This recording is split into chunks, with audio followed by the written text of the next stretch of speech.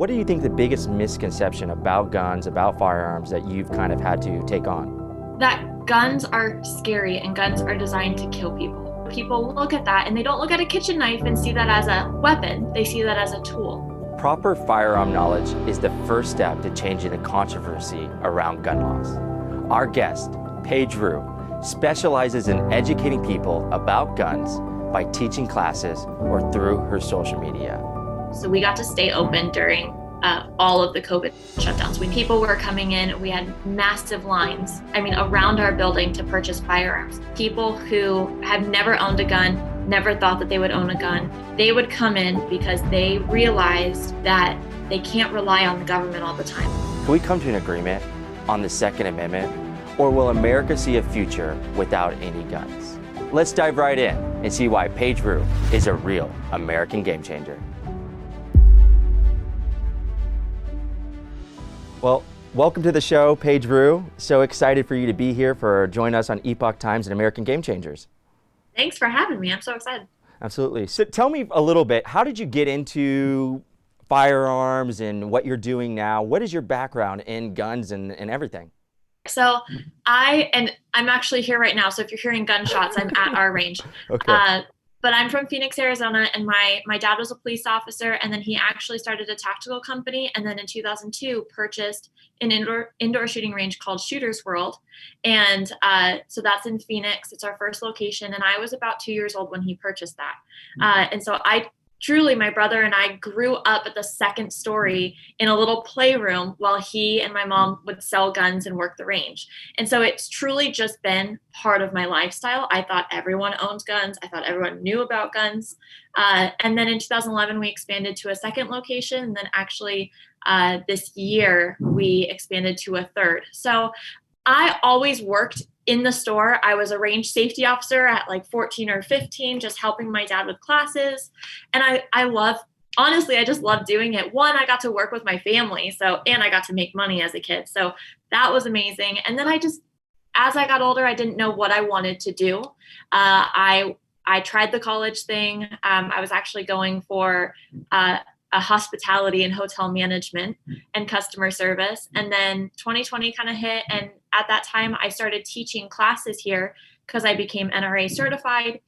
And in 2018, it was January at that time, I was teaching a women's class.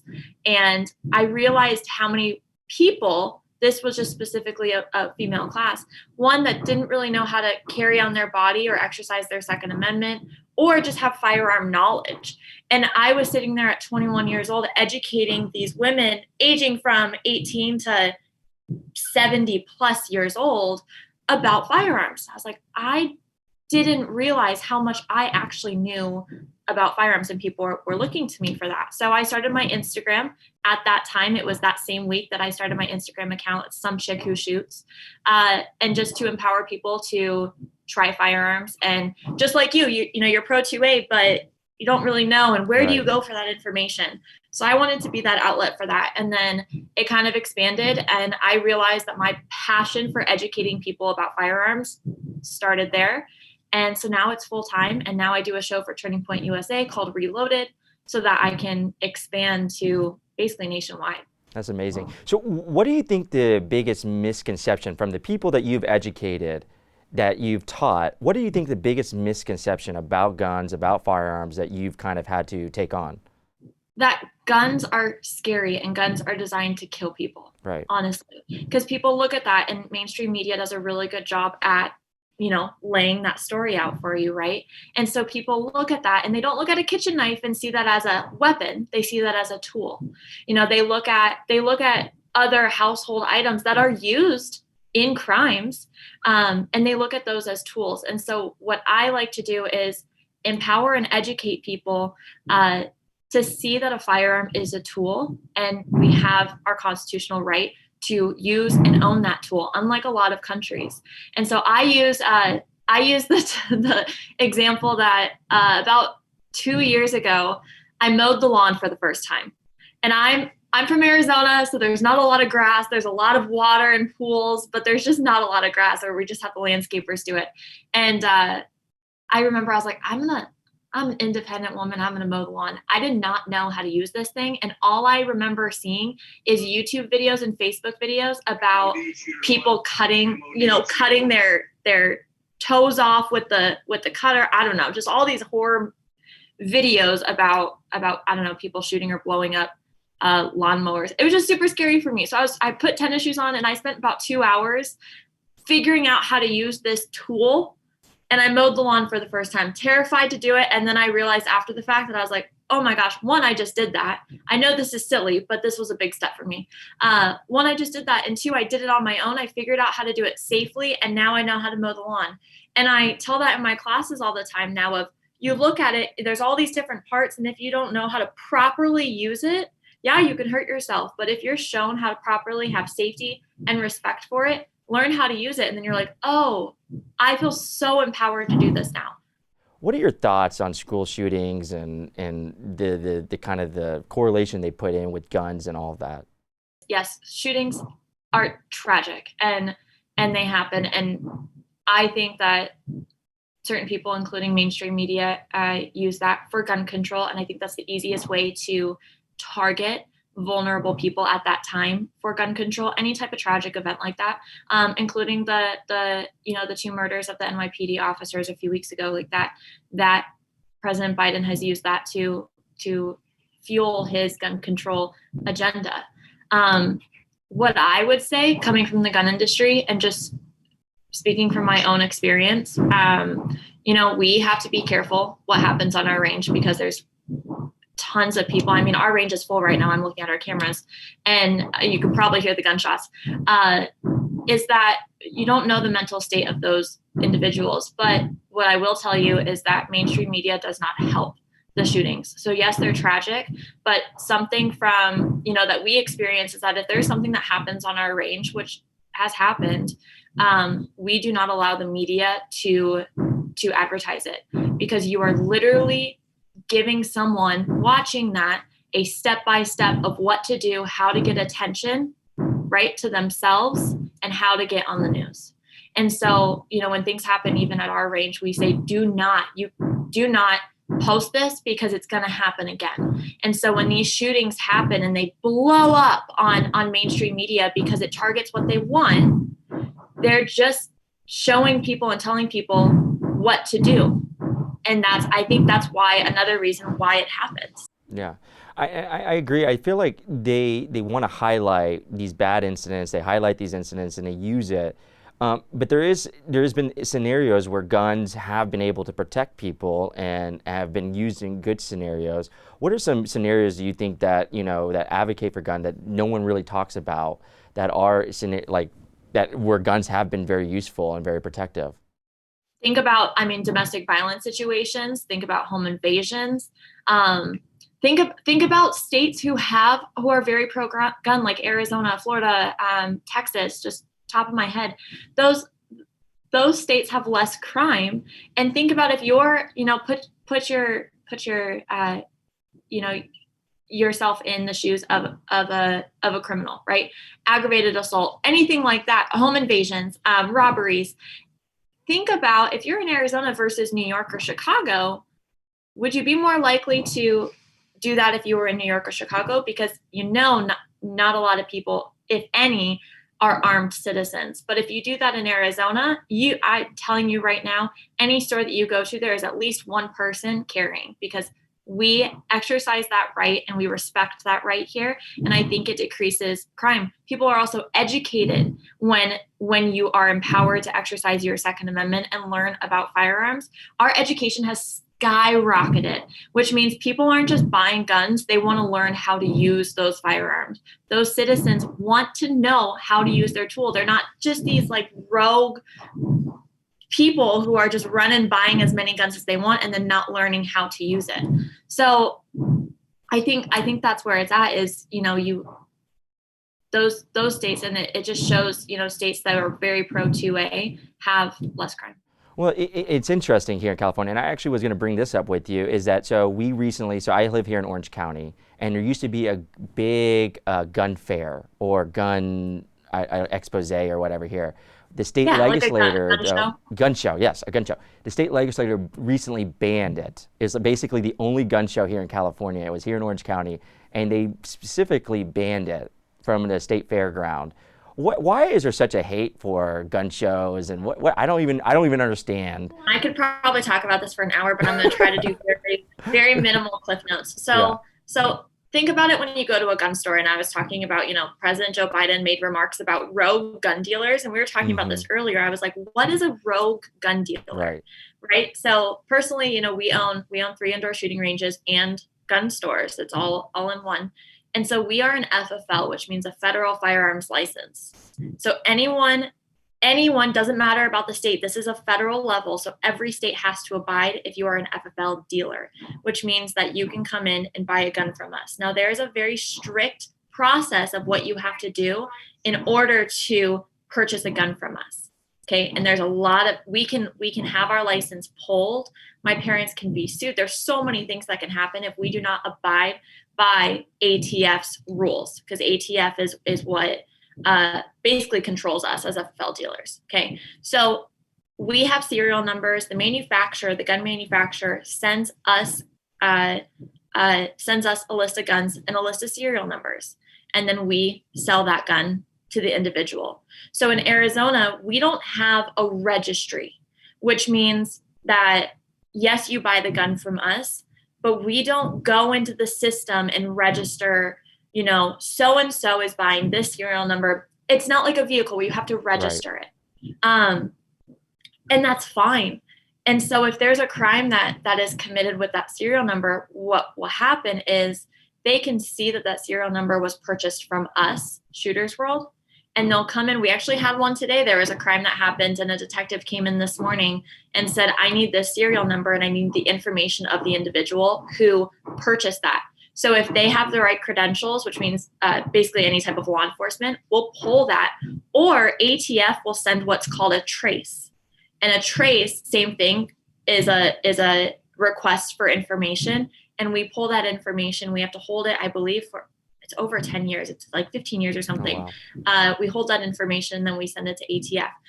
Just because there's no registry, right? Public registry does not mean that Arizona is less safe than California, who has a national firearm registry of serial numbers. So this is where it gets confusing, because you're like, well, yeah, a registry would be nice, because if a crime happens, you want to be able to law enforcement to track down that firearm. Right now, that's happening, right? We help track down firearms all the time, or track down people who purchased that firearm without a registry. Oh, wow. So now people don't like gun shows because they feel like there's 2 different types of people who go to gun shows or sell at gun shows. There's private sale, if the state allows it. So in Arizona, we allow private sale, which means I can purchase a gun and I can gift it to my neighbor or my mom for Christmas, birthday, whatever it may be. There's also what's called a straw purchase, which is basically, if you are legally unable to buy a gun, I know you're not able to pass a background check, then you say, hey, Paige, I'll give you the money. Can you run the background check for me? It's basically like buying alcohol if you're underage, right? Yeah. That is called a straw purchase, and that's extremely illegal. And we have a process that we do not allow straw purchases. It's really easy to figure out if it's straw purchase or not. But we're trained to figure that out. So there are private sales, like I talked about, and then there are also FFL dealers who can sell at gun shows. So you either have an FFL and we do background checks, or there are private sales where, hey, I'm just clearing out my collection, and we're exchanging. We're basically buying and selling firearms. That is legal to do, but for some reason, people with an anti-gun agenda, or just people who are anti-gun in general and want to crack down on that, that is because they want a national registry of firearms. They want to control where firearms are going, and that it's our Second Amendment right to be able to sell firearms back and forth. But they make it gets really messy completely, especially if you're not in the industry. And I hope I'm like kind of explaining it at a decent rate. Yeah. But it gets messy, and so they want to shut down these gun shows because they're saying basically like it's a free for all. You walk in, you can be a criminal, and here you can just take whatever gun you want. And that's not how it works. You have to show credentials, you have to show paperwork, you have to do a background check, you have to do all these things in order to even buy a gun. So the process that they're saying on mainstream media or out into the public, they're just saying these empty words that don't make sense, but people who aren't in the industry aren't educated enough to fact check them. And so they're getting away with this. No, that was a long rant. No, I mean, you're right, though, because in so many ways, I think a lot of the understanding is getting twisted. I'm going to jump to a personal situation that I dealt with, and I just want to hear your thoughts. So Okay. I grew up in Dallas, and Dallas, there's good parts, there's bad parts. It matters where you're at. I feel like I kind of grew up in a so-so area, but I had two incidents where guns were pulled on me. One was at a traffic stop. A gun guy got upset. My friend was driving, was honking his horn, got upset, pulled a gun on us. A second time, I was walking home, and a gun was pulled on me, basically to rob me, to mug me. Handed over my wallet, gave him my watch. Just both incidents, though, I somewhat feel if I had a gun and I didn't talk, I don't know if getting in a gun battle would have necessarily made these things better for me. Now, I don't know, but what is your thoughts on just everyday encounters when it comes to guns? So I was teaching a class late at night, and someone asked me a question very similar to this. Mm-hmm. And it made me kind of go on a rant. So fun fact, I will rant about firearms. I want you to. So what we need to realize is that, yes, there are some people who shouldn't own firearms. They're legally able to, it's their Second Amendment right, but there's also people who shouldn't drive, but they're able to, right? Like, we can't control that. So let's go to the vehicle situation. Mm-hmm. With that, I don't know the situation, but the biggest thing when owning a firearm, you have major responsibility. Okay, so I feel like there's a lot of road rage that is increasing, right? There's drivers who, I mean, I have road rage even in, or I've seen road rage happen in my neighborhood, which I would have never thought. There was actually a person who pulled out their gun and started shooting at another vehicle down the street from my house, and I'm in a good area, and that was eye-opening to me of like, this can happen anywhere.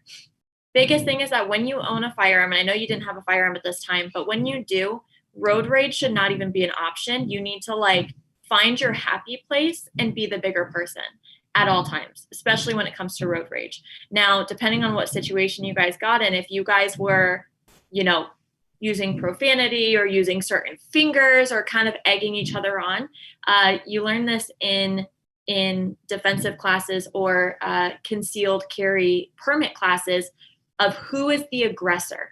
So who started it is defined as the aggressor, right? And that, I don't know, I'd have to see your situation. Well, we were honking the horn at him. I mean, he wasn't moving. I mean, so maybe we were, but he got out of the car and basically pointed the gun and told us to be quiet. It goes back and forth, so the aggressor can change. Right. But if you didn't honk the horn, if you didn't do these certain things, if you didn't egg that person on, would that have happened? And there's so many videos that are out there that, that happens, and then a firearm is pulled, and then that person says, "Oh my gosh, I didn't do anything," and road rage happens. So especially now, you have to be the bigger person. Let the person flip you off, and then try to get out of that situation. Get away from that car, right? Try to make it clear that you are not the aggressor and they are the aggressor. The more clear that you can make that, the more justified you are, if you don't have your own firearm, obviously, or just to call the police and say someone is chasing me with a firearm, right? That helps you get out of that situation. But the biggest thing is oh my gosh, whoever is watching this, just road rage is a no-no. Right? Yeah. Be the bigger person to get out of that, because you don't know if they have a firearm. What if he shot at you guys? You can't control that person, but you can control whoever's in the car, and you can control your own emotions. So, but do you advocate first then, are you saying that talking it out and trying to get away from the situation is probably more key than pulling out the gun and going toe to toe with this guy? It's a decision that you have to make. So if you had a Mm. firearm in that situation, even with that robbery situation, what we teach, and I've taken a lot of classes from amazing instructors all across the country that teach very similarly, is when you own a firearm is the absolute last resort. And Right. you need to know the aftermath of that. You need to know that if you know your target and what surrounds it, right? Mm-hmm. If you miss or that bullet keeps going, where's that going to go? You have to train your brain. And this is what I teach and also continue to train throughout the year is training my brain to understand this. If I use a firearm, I know the responsibility that comes with owning a firearm, but there are so many other things before a firearm. So there is having a defensive mindset, being aware of your surroundings. Were you on your phone when you were walking Mm-hmm. when someone came up to you, right? Yeah. Were you in an area where you were understanding, okay, someone is walking really close to me, or maybe they're coming up from behind me? What did that situation look like to you? And how could you have gotten out of that situation? Right. Right? How could you have been more in control of your surroundings? Because that is the number one, even if you don't own a firearm. And then it escalates because if you have to use your firearm, let's talk about less lethal options.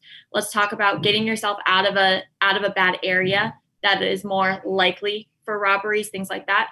De-escalating the situation or getting out of that situation so that a firearm wasn't pulled in a road rage situation. And why I'm saying that, no, I firmly believe that if you're in an event like that and you need to draw your gun, that is your right and do so. But you have to think about that you could get sued, you could go to jail, because who is the aggressor? In your eyes, that driver who pulled the gun could have been the aggressor. But then in court, it could turn around and saying that you guys were egging him on, you were doing this. Maybe he was in fear for his life. So you have to think about all these things, especially with the Kyle Rittenhouse case. He was a justified shoot, completely justified. But what if no one recorded that? What if there were no videos? Because those videos saved his life, right? Saved him from jail because it showed that he was running away. He had a firearm, but he was running away. So who was the aggressor?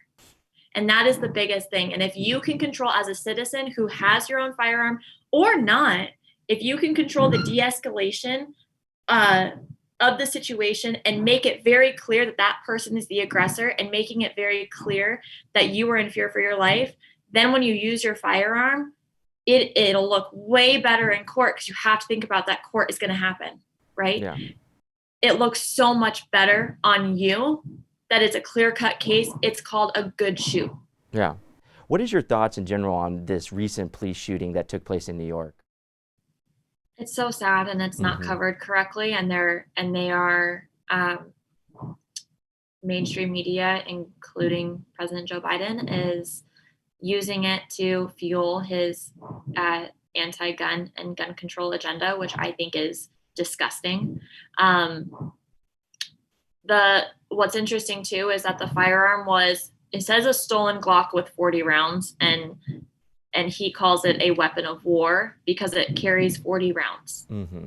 It's horrific, and this has happened in multiple states, and it's happening, I believe, because the police officers have a specific protocol that they have to abide by, right? And it's getting more and more strict. And if you think about it, even in 2020 and 2021, starting with the George Floyd situation, one, there was defund the police, and there was also all of these restrictions of even talking to police officers in our area of what you can and can't do.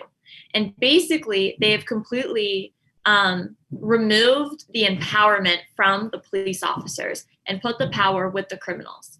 And so these police officers come up on traffic stops or any type of situation, and they don't know what's going to happen, but they also know that no matter what they do, they're not really going to be supported by the city. So I think that's what's so difficult, especially if you're in a state like New York, who's not extremely supportive of law enforcement or firearms, right? They're going to feel the power is just going to be completely removed for them. And I think that's what's happening. But now they're saying they're increasing the police budget and all of these things. And I'm like, how many police officers are going to die? We have a police officer in Arizona who was shot I believe 8 or 9 times, including in the head. And Oh he my was God. actually just released from the hospital, but he was in the hospital. He's Wait, he 21 years survived? old. 21 years old, Oh freshly my married for goodness. 3 months. I believe he's been a Phoenix police officer for 3 months, and he was shot 8 or 9 times, Oh my God. including the head. And he is moving his fingers. We're doing a lot of stuff for him in the Valley, and that's not being covered. No. And why not? And what tools are being used to protect these police officers? I think they've completely stripped the police officers of their power, because these officers don't want to draw their gun, because then they're going to be prosecuted. They're not going to be supported. And we need to start supporting our officers and their decisions in those situations, because they just want to get home to their families and they don't know what they're going to roll up on. And I think that's so sad and so scary. I completely agree. So, last question for you. Okay. What do you think the future for gun control, for firearms? Do you think we're going to be a country that has more gun control or a country that has less gun control moving forward? I was raised to be very optimistic. And what I can see, because I have hope for our country, and the things that I have hope for and why I have hope for them is that we will be a country that keeps our Second Amendment. And I think this because experiencing 2020, we would have lines out the door. This is very similar to the George Floyd situation, right when COVID shut down, did all the shutdowns. We are deemed, because we are to Second Amendment, we are deemed essential. So we got to stay open during all of the COVID shutdowns. We never shut our doors, which was amazing. But what we noticed was people were coming in. We had massive lines, around our building to purchase firearms. And what was interesting is that people who have never owned a gun, never thought that they would own a gun, voted for Biden, or want gun control, so on and so forth. People who had never stepped foot in a gun store, right? They would come in and I would help them, and they go, I never dreamed that I would be here. I never thought that I would be in a gun store buying a gun. And I'm realizing that I think I'm the only person that can protect myself, or we need to start protecting our home, because I don't think when I call 911, anyone's going to show up. And that was incredible to me, because they realized that they can't rely on the government all the time. I think that was that first step of relying on the government, right? And realizing that they need to empower themselves, and they have the right to do so. They can walk in and buy a gun. So that was one of them. And then the second one is, I see all these videos now of these high schoolers and these middle schoolers even standing up for the mask mandate, right? Mm-hmm. They're peacefully standing up for the mask mandate, and they're getting kicked out of schools, and they're, it's not causing riots. It's not being aggressive, but they're peacefully protesting for their rights, because I think they're realizing that the government is trying to take their rights, and they're seeing the other countries like Australia who has no guns, right? And they're seeing these citizens not able to live because the government took away all of their rights. And I truly have hope that we are seeing that. I'm seeing it in all these little events, little instances, that no, we will not allow the government to take our Second Amendment right or take our guns. And it's not going to be this firefight. I really don't think so. And I think that's what people are scared of. I think it's going to be peaceful protests. And I think it's going to be people who are more anti-gun learning and realizing that we do need guns, and the government and mainstream media is not being truthful. So I do have hope. I really do. Well, Paige, thank you so much for stopping by. I really appreciate it. Thanks so much for having me. You have a good one.